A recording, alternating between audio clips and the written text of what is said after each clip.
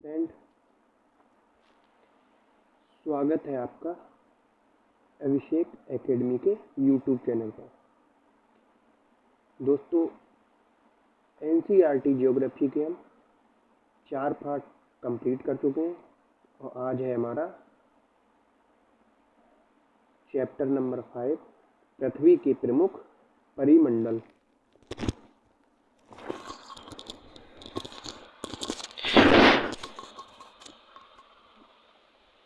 जैसा कि आप पहले अध्याय में पढ़ चुके हैं,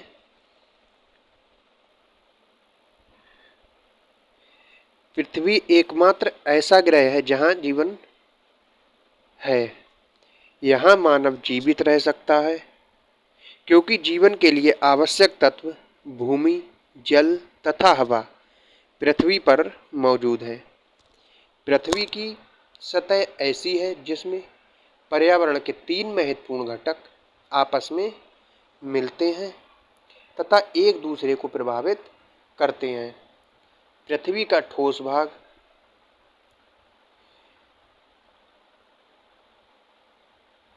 जिसे हम भूमंडल कहते हैं, गैस की परतें जो पृथ्वी को चारों ओर से घेरती हैं उसे वायुमंडल कहते हैं, जहां ऑक्सीजन, नाइट्रोजन, कार्बन डाइऑक्साइड तथा दूसरी गैसें पाई जाती हैं। पृथ्वी के बहुत बड़े भाग पर जल पाया जाता है जिसे जलमंडल कहा जाता है, जैसे बर्फ, जल एवं जलवाष्प।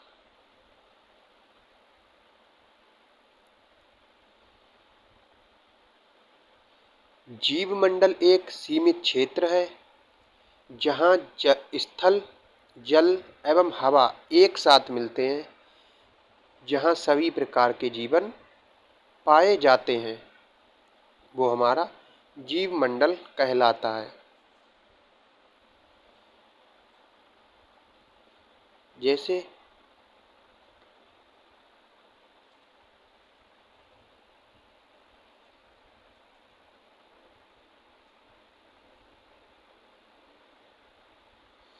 ये हमारा स्थल हो गया,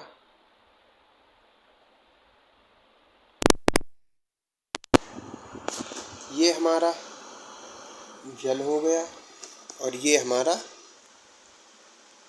वायुमंडल हो गया। तो इसमें जो हमारा ये वाला भाग है, ये हमारा जीवमंडल कहलाता है। अब बात करते हैं हम भूमंडल की। पृथ्वी के ठोस भाग को भूमंडल कहा जाता है।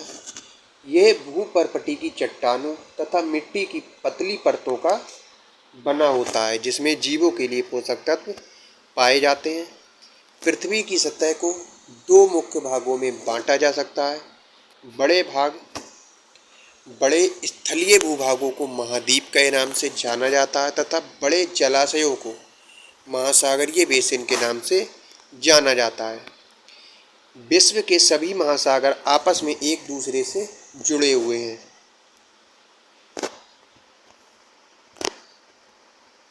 समुद्री जल का तल सभी जगह एक समान होता है। स्थल की ऊंचाई को समुद्र तल से मापा जाता है जिसे शून्य माना जाता है।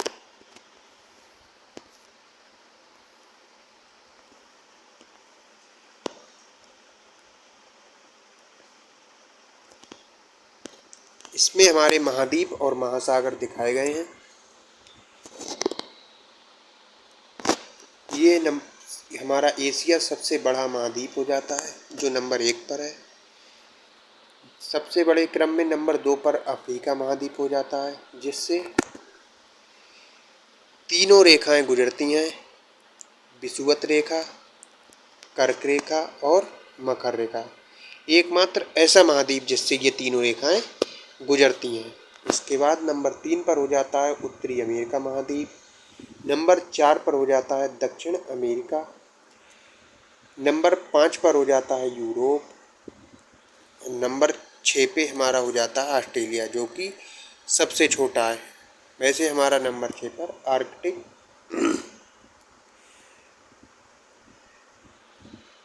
अंटार्कटिक महाद्वीप होता है, जिस पर हम जनसंख्या निवास नहीं करती है। ये हमेशा बर्फ से ढका रहता है।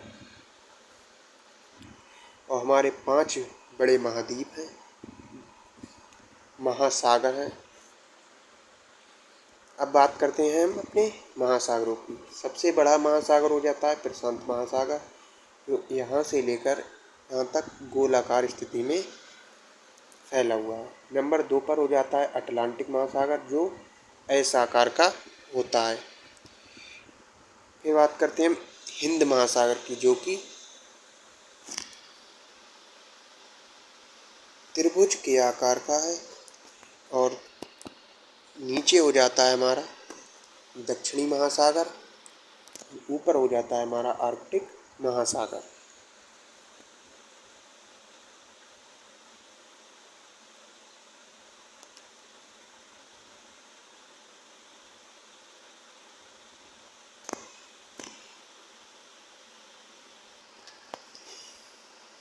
विश्व का सबसे ऊंचा शिखर माउंट एवरेस्ट समुद्र तल से 8,848 मीटर ऊंचा है। विश्व का सबसे गहरा भाग प्रशांत महासागर का मैरियाना गर्त है, जिसकी गहराई 11,022 मीटर है। महाद्वीप। अब हम महाद्वीप के बारे में जानते हैं। उससे भी पहले हम ये जानते हैं कि सबसे पहले माउंट एवरेस्ट पर कौन चढ़ा था।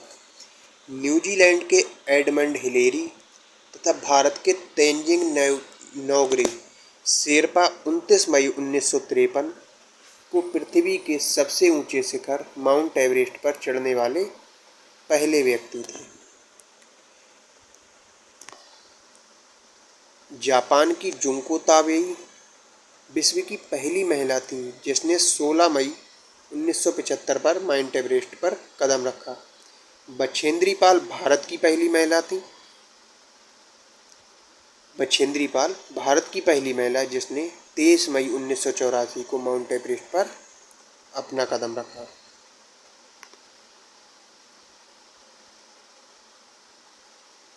अब बात करते हैं महाद्वीप की। पृथ्वी पर प्रमुख 7 महाद्वीप हैं। ये विस्तृत जलराशि के द्वारा एक दूसरे से अलग हो गए हैं। ये महाद्वीप है एशिया, यूरोप, अफ्रीका, उत्तर अमेरिका, दक्षिण अमेरिका, ऑस्ट्रेलिया और अंटार्कटिका।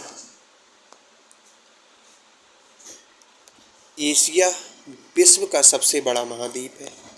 ये पृथ्वी के क्षेत्रफल के 1/3 भाग में फैला है।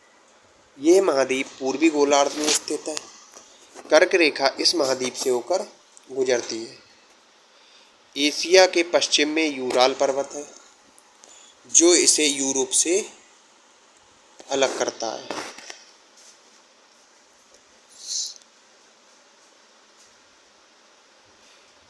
यूरोप एवं एशिया के संयुक्त भूभाग को यूरेशिया कहा जाता है। यूरोप एशिया से बहुत छोटा है। ये महाद्वीप एशिया के पश्चिम में स्थित है। आर्कटिक वृत्त इससे होकर गुजरता है। ये 3 तरफ से जल से घिरा है। बात करते हैं अफ्रीका महाद्वीप। अफ्रीका एशिया के बाद विश्व का दूसरा सबसे बड़ा महाद्वीप है। विषुवत वृत्त या 0 डिग्री अक्षांश इस महाद्वीप के लगभग मध्य भाग से होकर गुजरती है। अफ्रीका का बहुत बड़ा भाग उत्तरी गोलार्ध में स्थित है। यही एक ऐसा महाद्वीप है जिससे होकर कर्क, विषुवत तथा मकर तीनों रेखाएं गुजरती हैं। सहारा रेगिस्तान विश्व का सबसे बड़ा गर्म रेगिस्तान है, जो कि अफ्रीका में स्थित है। ये महाद्वीप चारों तरफ से समुद्रों एवं महासागरों से घिरा है। विश्व की सबसे लंबी नील नदी अफ्रीका से होकर गुजरती है।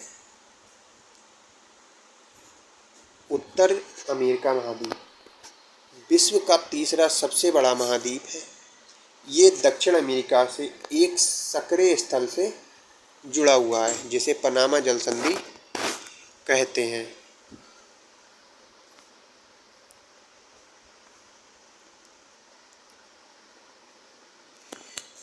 ये महाद्वीप पूरी तरह से उत्तरी एवं पश्चिमी गोलार्ध में स्थित है। ये महाद्वीप 3 महासागरों से घिरा है।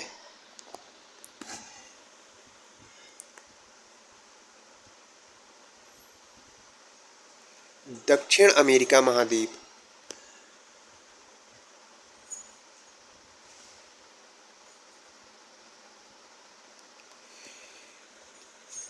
का अधिकांश भाग दक्षिणी गोलार्ध में स्थित है। इसके पूर्व एवं पश्चिम में 2 महासागर स्थित हैं। विश्व की सबसे लंबी पर्वत श्रृंखला जो कि एंडीज है, इसके उत्तर से दक्षिण की ओर फैली हुई है। दक्षिण अमेरिका में विश्व की सबसे बड़ी नदी अमेजन बहती है।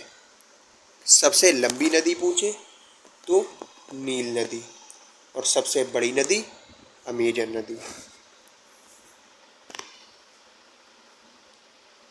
ऑस्ट्रेलिया महाद्वीप विश्व का सबसे छोटा महाद्वीप है जो कि पूरी तरह से दक्षिणी गोलार्ध में स्थित है। ये चारों तरफ से महासागरों तथा समुद्रों से घिरा है। इसे द्वीपीय महाद्वीप कहा जाता है।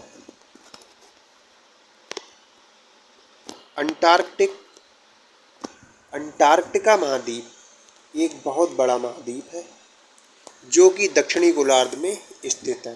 दक्षिणी ध्रुव इसे महाद्वीप के मध्य में स्थित है।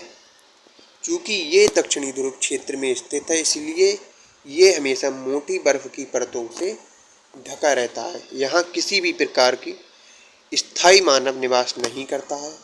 बहुत से देशों के शोध केंद्र यहाँ पर स्थित हैं। भारत के भी शोध संस्थान यहाँ हैं। इनके नाम है मैत्री तथा दक्षिण गंगोत्री। जलमंडल। पृथ्वी को नीला ग्रह कहा जाता है क्योंकि पृथ्वी का 71% भाग जल तथा 29% भाग स्थल है। जलमंडल में जल के सभी रूप उपस्थित हैं। इसमें महासागर, नदियाँ, झीलें, हिमानी भूमिगत जल तथा वायुमंडल का जलवाष्प सम्मिलित है। पृथ्वी पर पाए जाने वाले जल का 97% से अधिक भाग महासागरों में पाया जाता है एवं वह इतना खारा होता है कि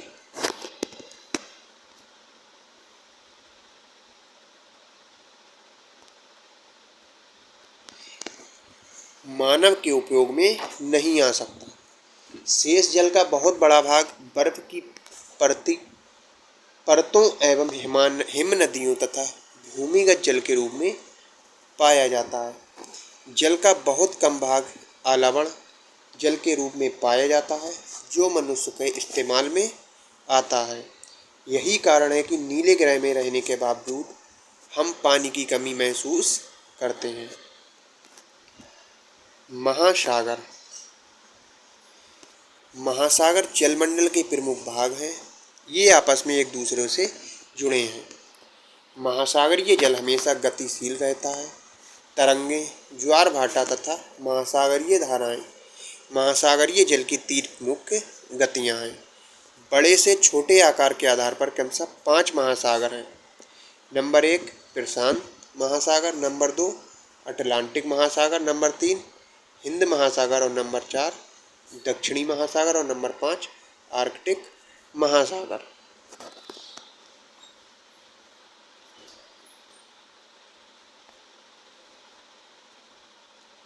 प्रशांत महासागर सबसे बड़ा महासागर है। ये पृथ्वी के 1/3 भाग पर फैला है। पृथ्वी का सबसे गहरा भाग मेरियाना गर्त प्रशांत महासागर में ही स्थित है। प्रशांत महासागर लगभग वृत्ताकार है। एशिया, ऑस्ट्रेलिया, उत्तर एवं दक्षिण अमेरिका इसके चारों ओर स्थित है। अटलांटिक महासागर विश्व का दूसरा सबसे बड़ा महासागर है। ये अंग्रेजी भाषा के एस अक्षर के आकार का है। इसके पश्चिमी किनारे एवं उत्तर एवं दक्षिण अमेरिका है तथा पूर्वी किनारे पर यूरोप एवं अफ्रीका है। अटलांटिक महासागर का तट रेखा बहुत अधिक दंतुरित है। ये अनियमित एवं दंतुरित तटरेखा प्राकृतिक पोताश्रयों एवं पत्तनों के लिए आदर्श स्थिति है। व्यापार की दृष्टि से यह सबसे व्यस्त महासागर है। हिंद महासागर ये एक ऐसा महासागर है जिसका नाम किसी देश के नाम पर यानी भारत के नाम पर रखा गया है। यह महासागर लगभग त्रिभुजाकार है। इसके उत्तर में एशिया, पश्चिम में अफ्रीका तथा पूर्व में ऑस्ट्रेलिया स्थित है।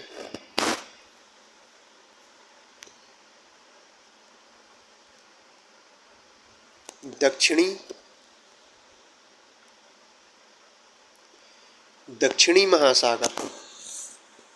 महासागर अंटार्कटिका महाद्वीप के चारों ओर से घेरता है। ये अंटार्कटिका महाद्वीप उत्तर का और 60 डिग्री दक्षिणी अक्षांश तक फैला है। आर्कटिक महासागर उत्तर ध्रुव वृत्त में स्थित है तथा ये उत्तर ध्रुव के चारों ओर फैला है। ये प्रशांत महासागर से छिछले जल वाले एक सक्रिय भाग से जुड़ा है जिसे बेरिंग जल संधि के नाम से जाना जाता है। ये उत्तर अमेरिका के उत्तरी तट तथा यूरेशिया के घेरा हुआ है। अब बात करते हैं वायुमंडल की। हमारी पृथ्वी के चारों ओर से गैस की एक परत घिरी हुई है जिसे वायुमंडल कहा जाता है। वायु की ये पतली परत इस ग्रह का महत्वपूर्ण एवं अटूट भाग है। ये हमें ऐसी वायु प्रदान करती है जिससे हम लोग सांस लेते हैं। ये वायुमंडल हम लोगों को सूर्य की कुछ हानिकारक किरणों से बचाता है। वायुमंडल 1600 किलोमीटर की ऊंचाई तक फैला है। वायुमंडल को इसके घटकों, तापमान तथा अन्य के आधार पर 5 परतों में बांटा जाता है।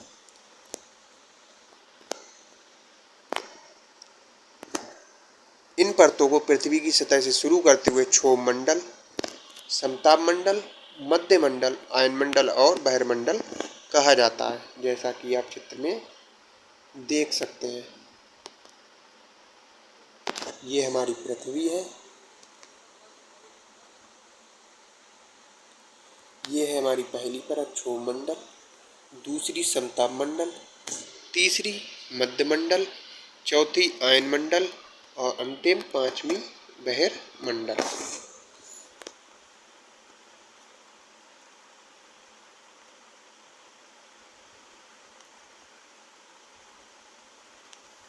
वायुमंडल मुख्यतः ऑक्सीजन एवं नाइट्रोजन का बना है, जो कि साफ तथा शुष्क हवा का 99% भाग है। आयतन के अनुसार नाइट्रोजन 78%, ऑक्सीजन 21% तथा दूसरी गैसें जैसे कार्बन डाइऑक्साइड, आर्गन इत्यादि की मात्रा 1% है। ऑक्सीजन सांस लेने के लिए आवश्यक है, जबकि नाइट्रोजन प्राणियों की वृद्धि के लिए आवश्यक है। ऊंचाई के साथ वायुमंडल के घनत्व में भिन्नता आती है। यह घनत्व समुद्री तल पर सबसे अधिक होता है। जैसे जैसे हम ऊपर की ओर जाते हैं यह तेजी के साथ घटता जाता है। आप जानते हैं कि पहाड़ों पर पर्वतारोहियों को हवा के घनत्व में कमी होने के कारण सांस लेने में कठिनाई होती है।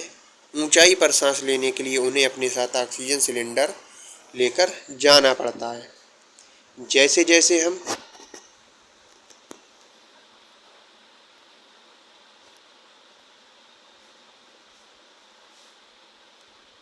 ऊपर की ओर जाते हैं तापमान भी घटता जाता है। वायुमंडल पृथ्वी पर दबाव डालता है। यह एक स्थान से दूसरे स्थान पर अलग अलग होता है। गतिशील वायु को पवन कहा जाता है। अब बात करते हैं हम जीव मंडल की। जीव मंडल स्थल, जल तथा हवा के बीच का एक सीमित भाग है। यह वह भाग है जहाँ जीवन मौजूद है।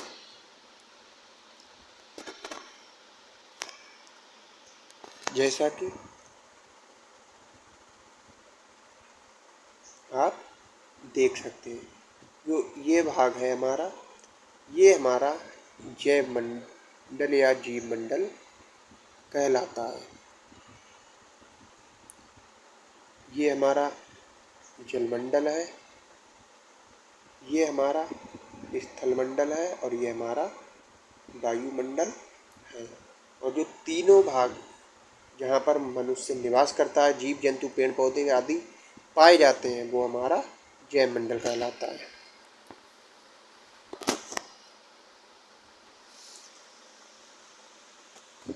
यहाँ जीवों की बहुत सी प्रजातियां हैं जो कि सूक्ष्म जीवों तथा बैक्टीरिया से लेकर बड़े स्तनधारियों में आकर पाई जाती है।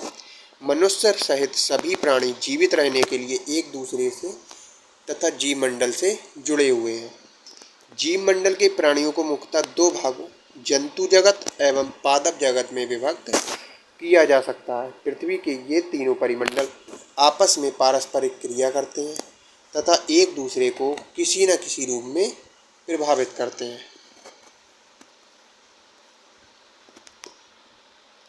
तो आज की हमारी ये क्लास यहीं समाप्त होती है। अगर आपको क्लास अच्छी लगी हो तो क्लास को लाइक और हमारे चैनल पर नए हैं तो चैनल को सब्सक्राइब ज़रूर करें ताकि हमारी NCERT सीरीज को कंप्लीटता पढ़ सकें। मिलते हैं कल नेक्स्ट क्लास में। Tata bye bye.